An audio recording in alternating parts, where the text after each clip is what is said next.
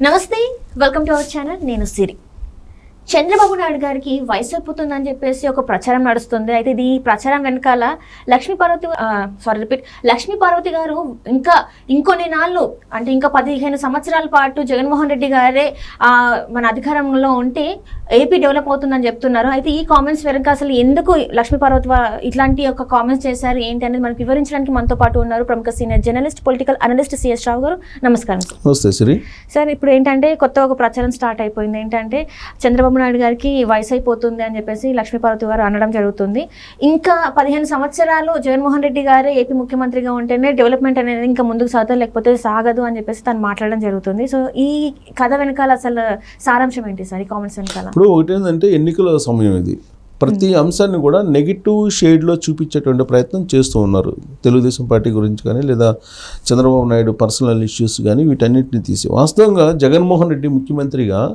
ఆయన గురించి ఏం చెప్తూ ఉన్నారు ఆ పార్టీకి సంబంధించినటువంటి వాళ్ళు జగన్మోహన్ రెడ్డి 2019 నుంచి ఇప్పటి వరకు చేసినటువంటి సహాయం సంక్షేమ పథకాలు వీటన్నిటిని చూపించి పరిపాలన చూపించి ఓటు అడిగేటువంటి మొట్టమొదటి సీఎం జగన్మోహన్ రెడ్డి నా పరిపాలన నచ్చితే మీరు ఓటేయండి అని చెప్పి అడుగుతున్నటువంటి మొట్టమొదటి ముఖ్యమంత్రి జగన్మోహన్ రెడ్డి అనేది మాజీ మంత్రుల్లో ఉన్నటువంటి పేర్నాని లాంటి వాళ్ళు కానీ ఇప్పుడు మంత్రులుగా ఉన్నటువంటి గుడివాడ అమర్నాథ్ లాంటి వాళ్ళు కానీ అంబటి రాంబాబు లాంటి వాళ్ళు కానీ చెప్తున్నటువంటి మాట ఇప్పుడు దాన్ని కూడా వ్యూహాత్మకంగా ఒక ప్రచారాస్త్రంగా మలుచుకున్నారు సాధారణంగా ఏంటి అధికారంలో ఉన్నప్పుడు గత కొన్ని సంవత్సరాలుగా అధికారంలో ఉన్నారు కదా 2019 నుంచి ఇప్పుడు వరకు అధికారంలో ఉన్నారు అధికారంలో ఉన్నప్పుడు అధికారంలో ఉండేటువంటి పార్టీకి ఓటు వాళ్ళు చెప్పినా చెప్పకపోయినా వాళ్ళ పరిపాలన బాగుంటేనే కదా వేసేది అదేదో ప్రపంచంలో అసలు ఏ ముఖ్యమంత్రి లేదంటే ఏ లీడరు చేయని విధంగా ఒక జగన్మోహన్ రెడ్డి మాత్రమే పరిపాలన బాగుంటే నాకు ఓటేయండి అని చెప్పి అడుగుతున్నాడు ఆ దమ్ము ధైర్యం ఎవరికి లేదనేది ఒక విస్తృతమైనటువంటి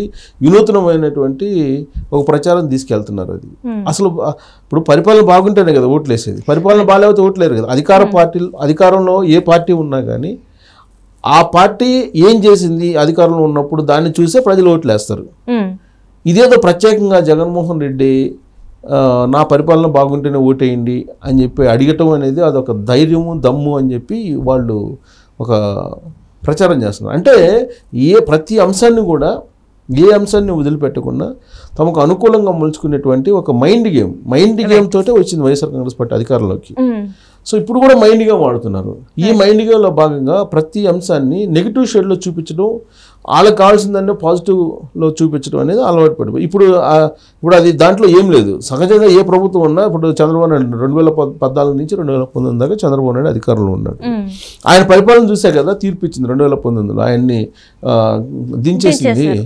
దించేసింది ఇప్పుడు జగన్మోహన్ రెడ్డిని ఎంచుకున్నారు ఆయన పరిపాలన బాగాలేకపోతే రేపు దించేస్తారు అది ప్రత్యేకంగా ఒక్క ప్రపంచంలో జగన్మోహన్ రెడ్డి తప్ప ఎవరు అసలు ఈ డిమాండ్ చేయలేదని ప్రచారం చేస్తారు అలాగే ఇప్పుడు లక్ష్మీ పార్వతి చంద్రబాబు నాయుడు వయసుని కూడా ఒక ప్రచారంలోకి తీసుకొస్తుంది ఈ ప్రయోగం జగన్మోహన్ రెడ్డి కూడా గత కొన్ని సంవత్సరాల నుంచి చేస్తున్నాడు దాదాపు 1-2 సంవత్సరాల నుంచి చేస్తున్నారు ప్లస్ అసెంబ్లీ వేదికగా అసెంబ్లీ బయట కూడా కొడాలి నాని చేత కూడా చేయించాడు 70+ ముసలాడు అయిపోయాడు ఆయన 74 సంవత్సరాల్లో ఎన్టీ రామారావు మానసిక షో పెట్టి ఆయన చంపేశాడు సో ఇప్పుడు ఆయన 74 సంవత్సరాలు వచ్చింది 74 సంవత్సరాలు రాగానే ఆయనకి ఒక పెద్ద సినిమా కనపడబోతుంది అని ఇలాంటి శాపనార్థాలు లేదంటే వాళ్ళ యొక్క మనోభావాలు బయట పెట్టారు అసెంబ్లీ వేదికగా బయట పెట్టారు అసెంబ్లీ బయట పెట్టారు జగన్మోహన్ రెడ్డి బహిరంగ సభల్లో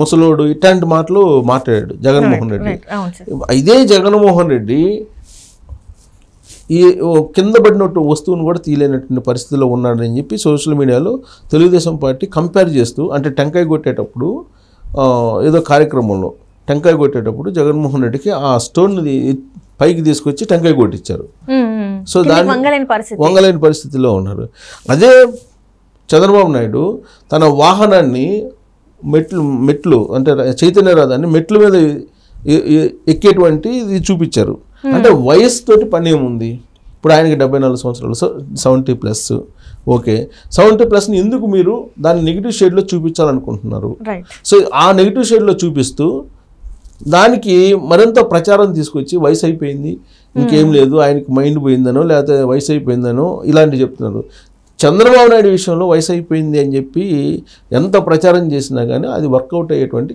పరిస్థితి కనిపించట్లేదు. ఎందుకంటే చంద్రబాబు నాయుడు కన్నా విజనరీ లేడు, చంద్రబాబు నాయుడు కన్నా చురుకైనటువంటి లీడరు ఎవరు లేరు. ఆయన ఇవాళకి కూడా 70లో 20 లాగా కనిపిస్తుంటారు, అంత యాక్టివ్గా ఉంటారు. ఆయన దైనందిన జీవితం కూడా అలానే ఉంటుంది. ఆయన ఫుడ్ హ్యాబిట్స్ దగ్గర నుంచి ఆయన జీవన శైలి తీసుకుంటే కనుక ఇప్పుడున్నటువంటి జనరేషన్ ఒక రోల్ మోడల్ అది. ఇప్పుడు మనకి సీనియర్ లీడర్లు తీసుకున్నాం. ఇప్పుడు నరేంద్ర మోడీ కుర్రోడేం కాదుగా, ఆయన కూడా రేపు 70+ వచ్చేస్తున్నాడు ఆయన కూడా. మరి ఆయన ప్రధానమంత్రికి యాక్సెప్ట్ చేస్తున్నప్పుడు ఎందుకు చంద్రబాబు నాయుడు ఏజ్ గురించి ప్రత్యేకంగా ప్రస్తావిస్తున్నారు? జగన్మోహన్ రెడ్డి కానీ లేదా అంబటి రాంబాబు కానీ వీళ్ళందరూ కూడా. పైగా జగన్మోహన్ రెడ్డి అయితే ప్రతి వేదిక మీద ముసలోడు అంటాడు. అదొక అంటే నెగిటివ్ కోణం నుంచి పోగు చేయడానికి కనీసం ఒక మనిషిగా విలువ ఇవ్వడం కూడా అంటే కాకుండా మాజీ ముఖ్యమంత్రి అని కూడా విలువ ఇవ్వడం లేదు అసలు. ఒక మనిషిగా లేకూడదు, ఒక మనకన్నా ముందు ఒక ముఖ్యమంత్రిగా ఉన్నారు అది కూడా లేదు. 40 years ఒక పొలిటికల్ లైఫ్ ని చూసారు, అది కూడా ఇక్కడ కూడా మనకి ఆయన విలువ ఇవ్వడం లేదు. ఇదంతా మాట్లాడడానికి ఈయన మాట్లాడుతున్నారు. ఒకవేళ ఈయన మాట్లాడితే ఈయన తట్టుకోగలుగుతాడా సార్ అసలు? జగన్మోహన్ రెడ్డి తట్టుకునేది ఉంది. అప్పుడు ఆల్రెడీ కొంతమంది పోలీసులను ప్రైవేట్ సైన్యంగా పెట్టుకొని కనీసం సోషల్ మీడియాలో కానీ లేదంటే ఎక్కడైనా సరే కామెంట్ చేసిన వాళ్ళు తీసుకెళ్ళి లోపలేస్తున్నారు. 41A నోటీస్ కూడా ఇవ్వకుండా కొంతమందిని అన్అఫిషియల్గా తీసుకెళ్ళి పోలీస్ స్టేషన్లో 3rd degree ప్రయోగిస్తున్నారని చెప్పి ఆల్రెడీ సుప్రీంకోర్టుకి కేసు వెళ్ళింది. ఆల్రెడీ ఎన్నికల కమిషన్ కూడా ఒక ఆదేశాలు జారీ చేసింది, ఇలాంటి వద్దు, ఇలాంటి చెయ్యొద్దు అని చెప్పి.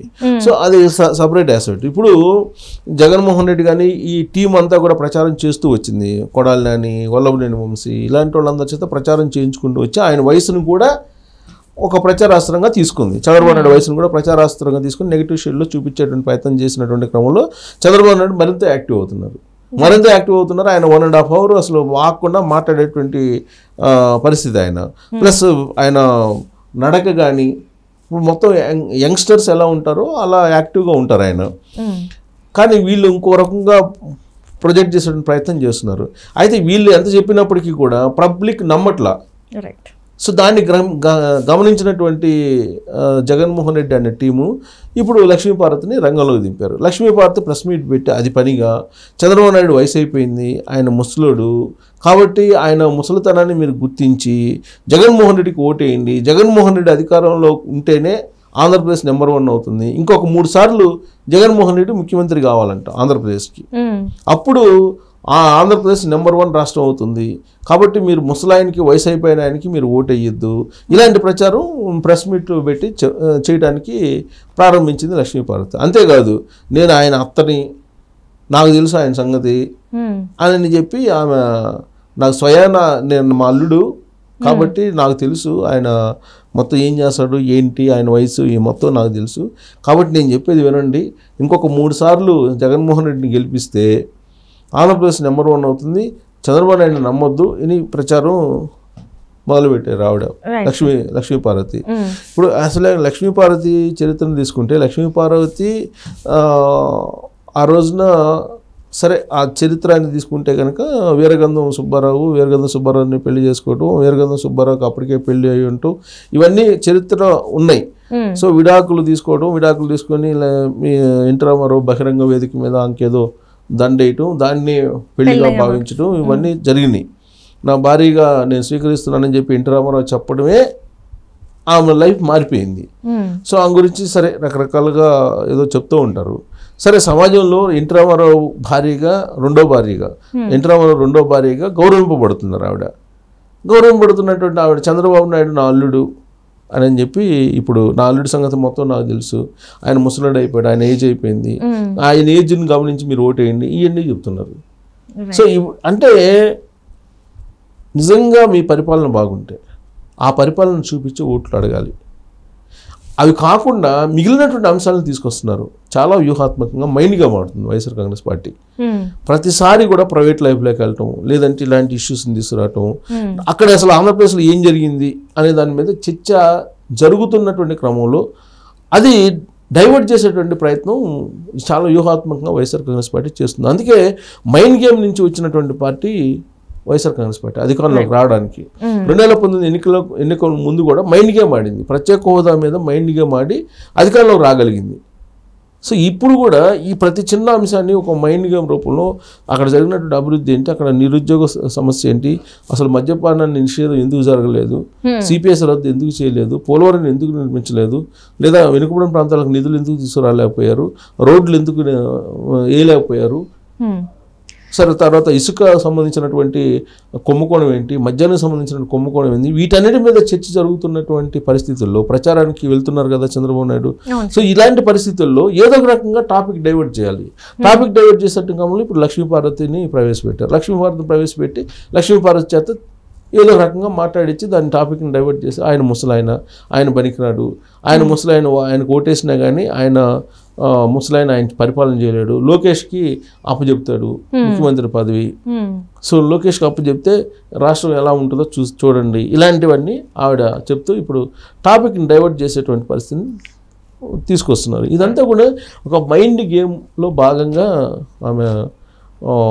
ఆమెను ప్రయోగిస్తుంది వైఎస్ఆర్ కాంగ్రెస్. అదే సార్, ఇప్పుడు వైసీపీ పార్టీకి ఒకవేళ నిజంగానే వాళ్ళ బాగుంటే, ఒకవేళ వాళ్ళు చేసిన పాలన అంతా బాగుంటే ఎందుకు అభ్యర్థుల కొరత ఉంది సార్ ఆ పార్టీకి? ఇప్పటికి మనం చూస్తున్నాం కదా, ఇప్పుడు అభ్యర్థులు మార్చుకుంటున్నారు, అభ్యర్థుల కొరత ఉంది. ఇప్పుడు అది చెప్పరు కదా, డైరెక్ట్గా అయితే చెప్పరు ఎవరు అభ్యర్థులు కొడుతుందని, అభ్యర్థులు ఎవరు లేరని చెప్పరు. వాళ్ళు చెప్తుంది ఏంటంటే అసలు అత్యంత జోక్ అది జోక్ కింద తీసుకోవాలి.